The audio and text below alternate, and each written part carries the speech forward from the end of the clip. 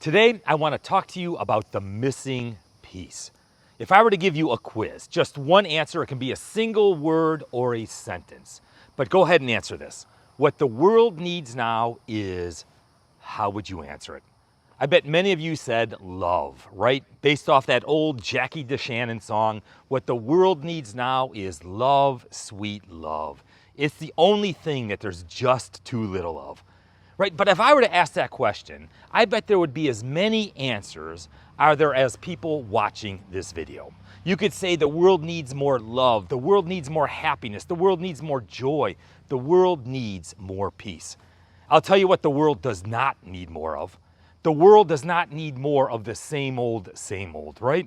It was Albert Einstein who once said, insanity is doing the same thing over and over again and expecting different results. What we do not need more of is the past. What the world does not need more of is more protests and more arguing. What we do not need more of, especially in the Tampa Bay area, is more attorney commercials. You know, I looked this up the other day. Tampa Bay region is the ground zero of attorney commercials. We see 164,781 attorney commercials every year. Just one attorney firm, Morgan & Morgan, they spend over $24 million a year on advertisements. We do not need any more attorney commercials. What the world does not need is more broken promises. What the world needs now, my friends, is you. What the world needs now is mature disciples, mature followers of Christ who live out their faith, who live love as they love Jesus, love people, and serve the world. It was in Matthew chapter 5, verse 48. It's the middle of the Sermon on the Mount, that most famous sermon of all, that Jesus says, "Be perfect, therefore, as your heavenly Father is perfect." Now, if you would do a word study on that word perfect, in other words, the New Testament was written in Greek. If you were to look at how that word was used all throughout the New Testament, okay, here's what it means. So the Greek word is teleoi. Jesus said, "Be teleoi, therefore, as your heavenly Father is teleos." And that Greek word teleoi can be translated as perfect, complete, mature. In other words, what Jesus was saying is imitate the Father's perfection.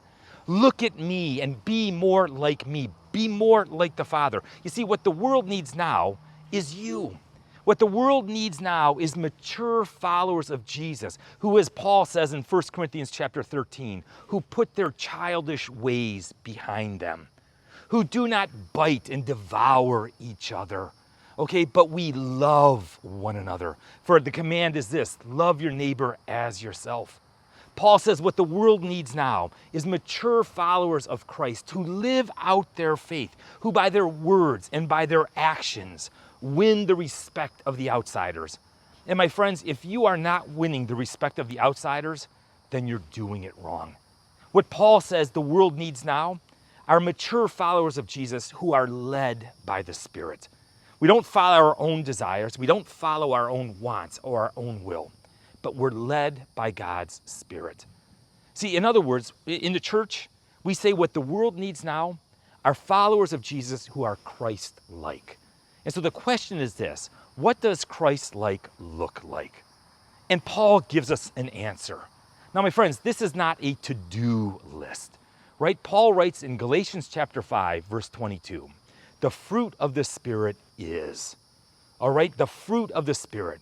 So the fruit of the Spirit is something that's produced in us. As we submit to God's Spirit, as we submit to God's rule in our life, the fruit of the Spirit is grown in us. It's produced in us and through us.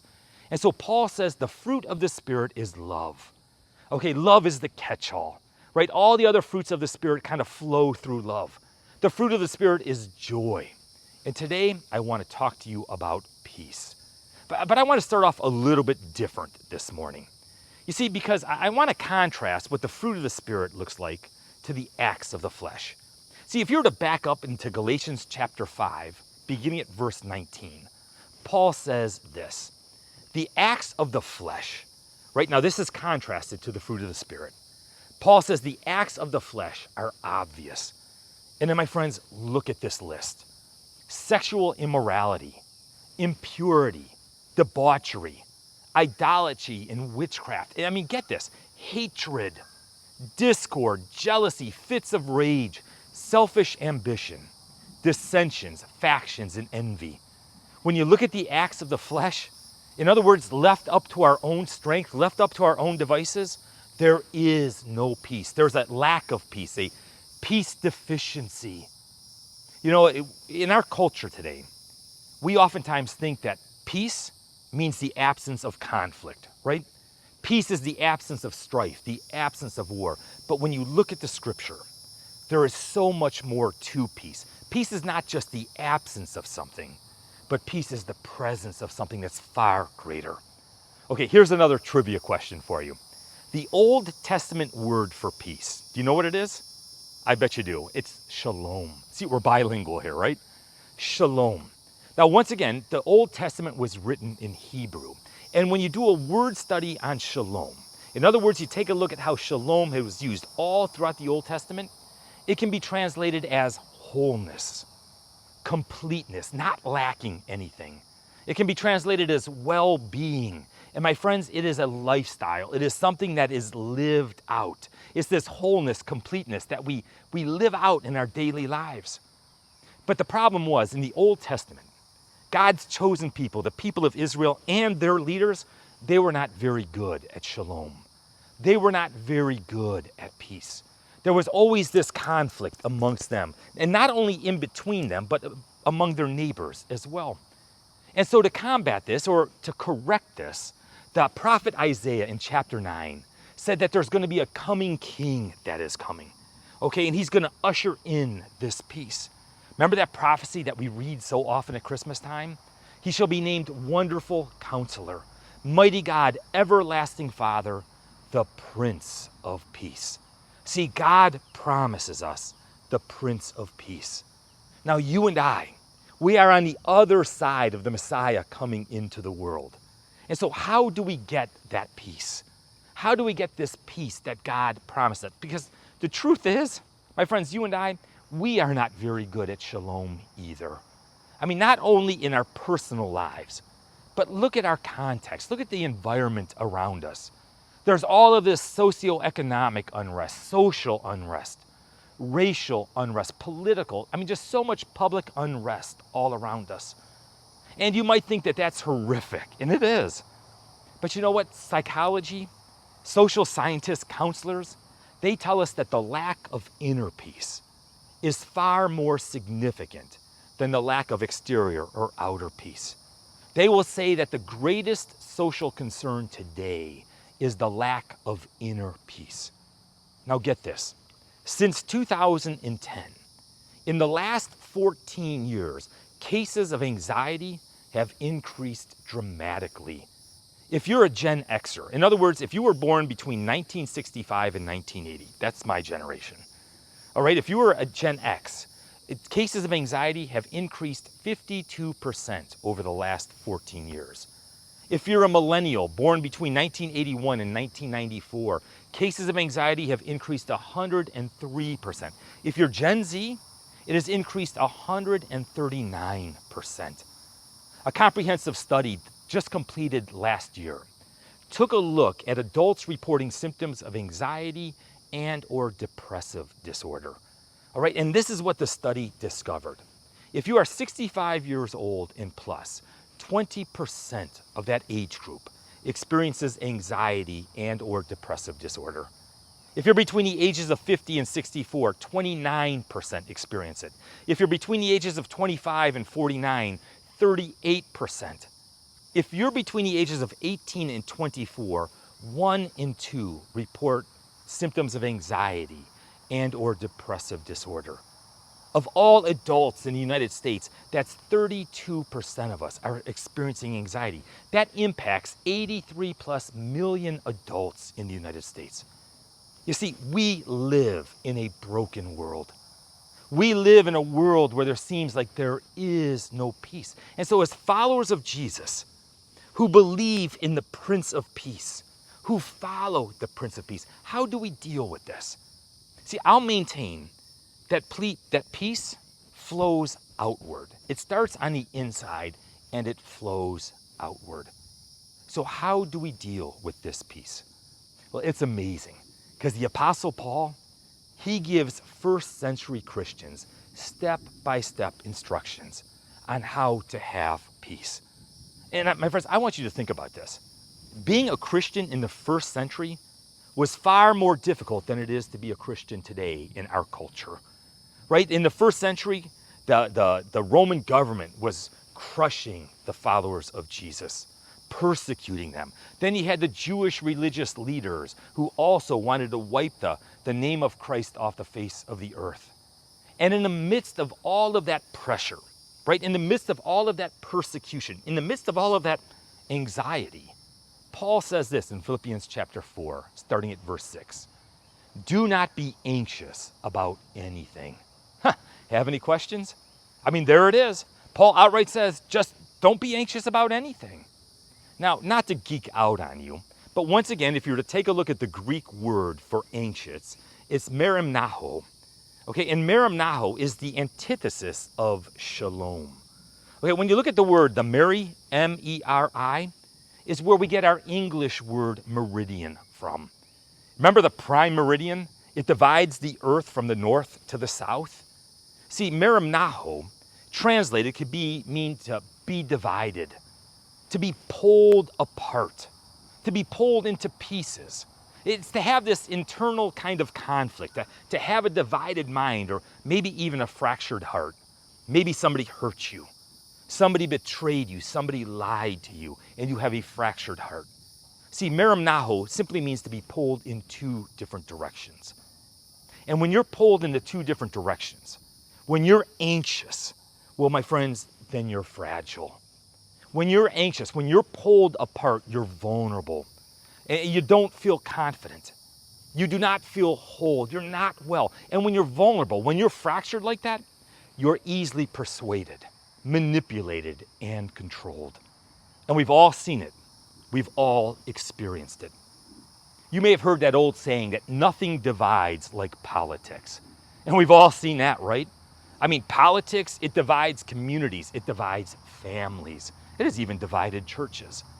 But I'll maintain that the foundation of that is fear. Fear is at the root. Nothing divides like fear. And when you're fearful, you're more easily manipulated, right? Manipulation happens when you're fearful, when you're divided. See, right now in our culture, in the United States of America, the question on people's mind is, who do we trust? Who do we put our hope in?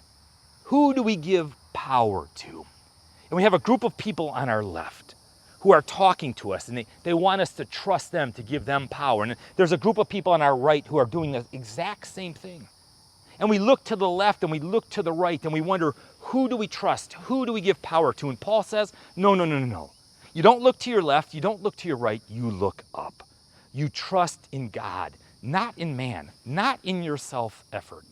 You trust in God. My friends, no election has ever solved this problem.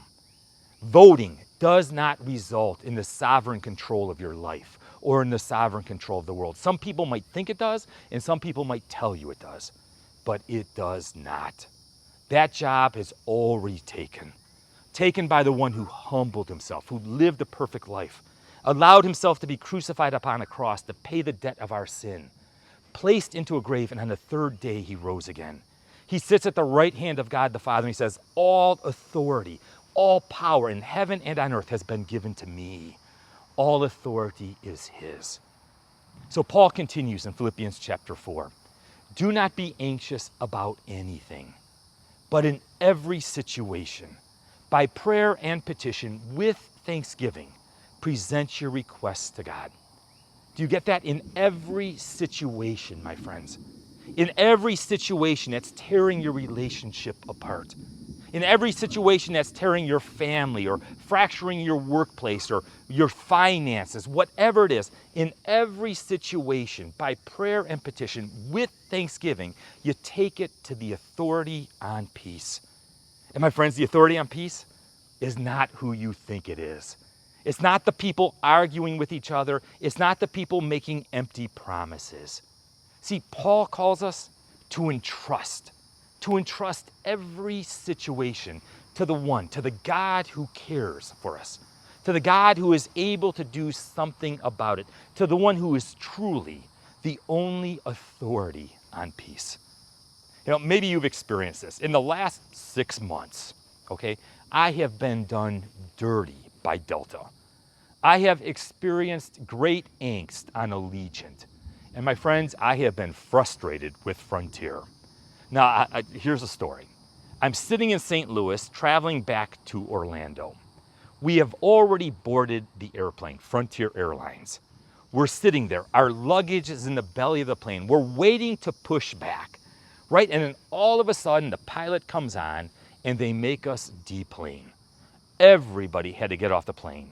They unloaded our luggage, not for mechanical problems, but they needed that plane to take another group of people from St. Louis to Cancun.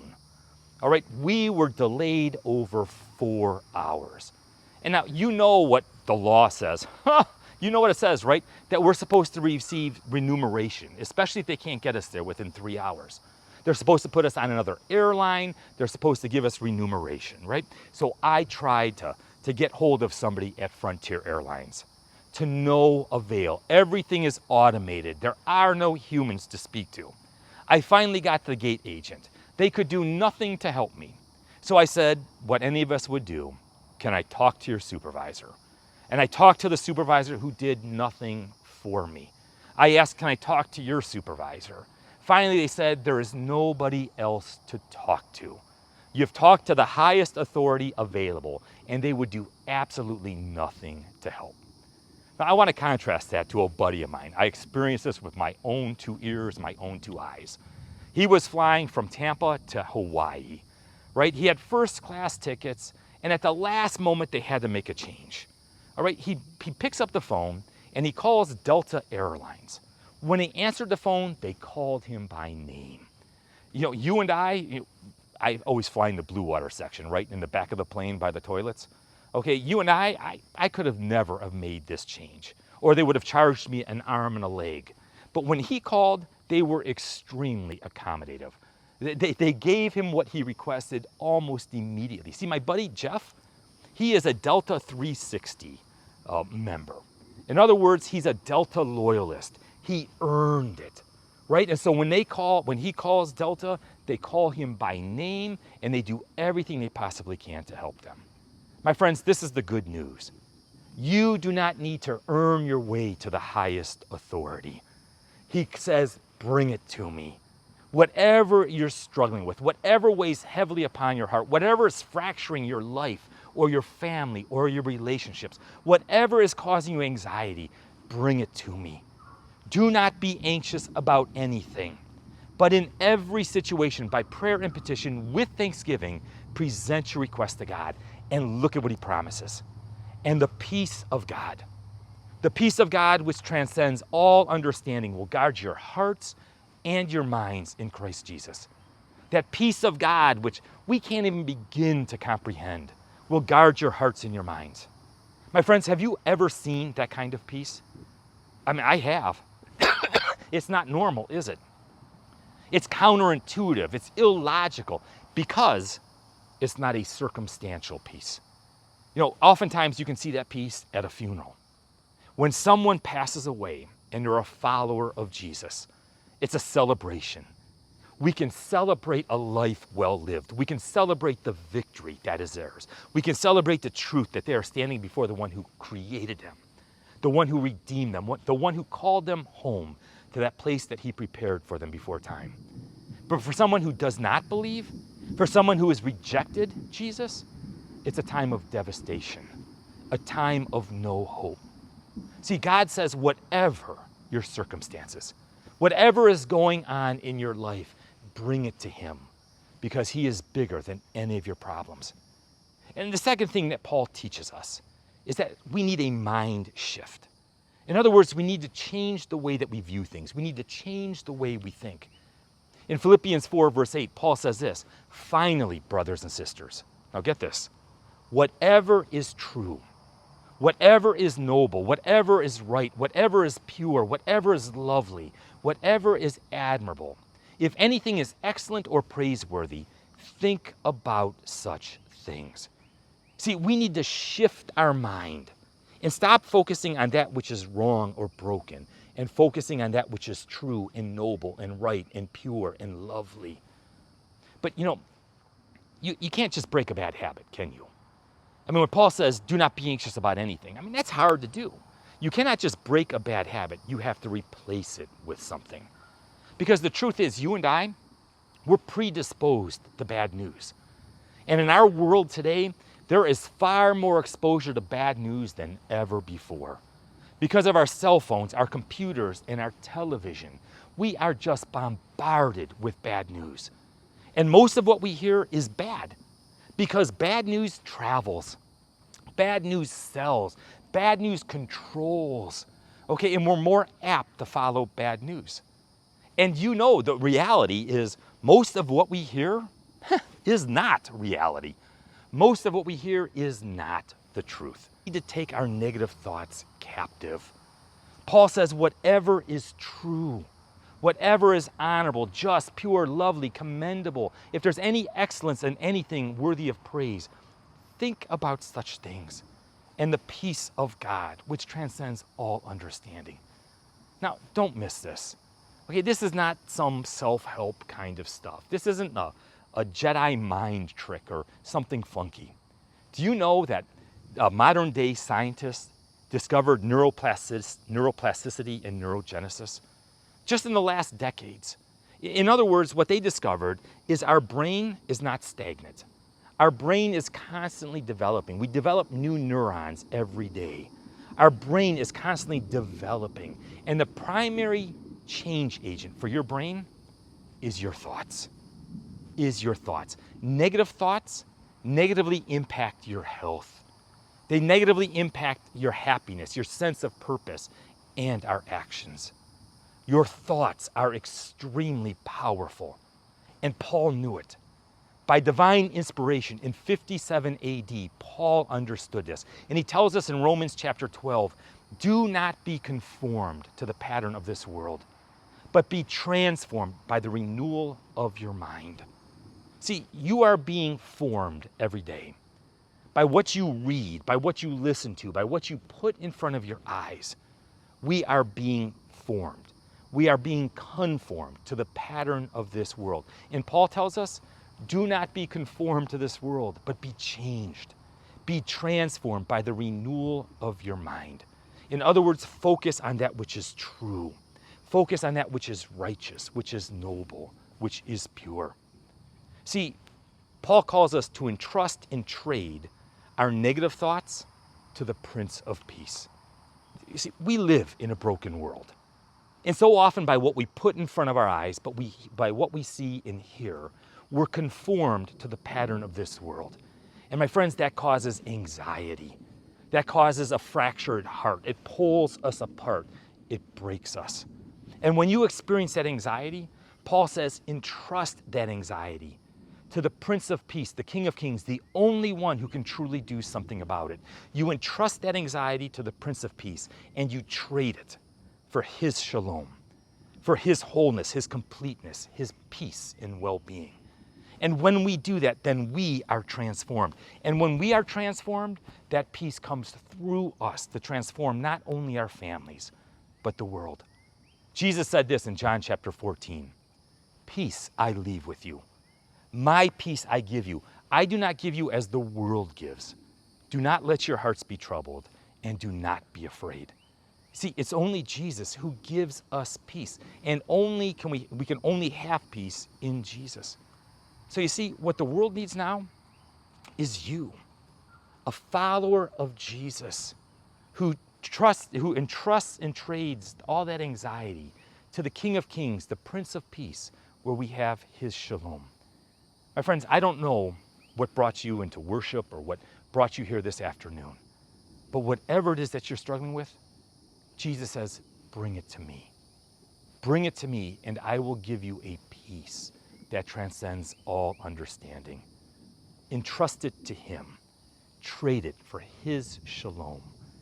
Trade your thoughts from the negative to focus on that which is true, and pure and lovely. My friends, may you have the peace of Christ. Have a great day. God bless and live love.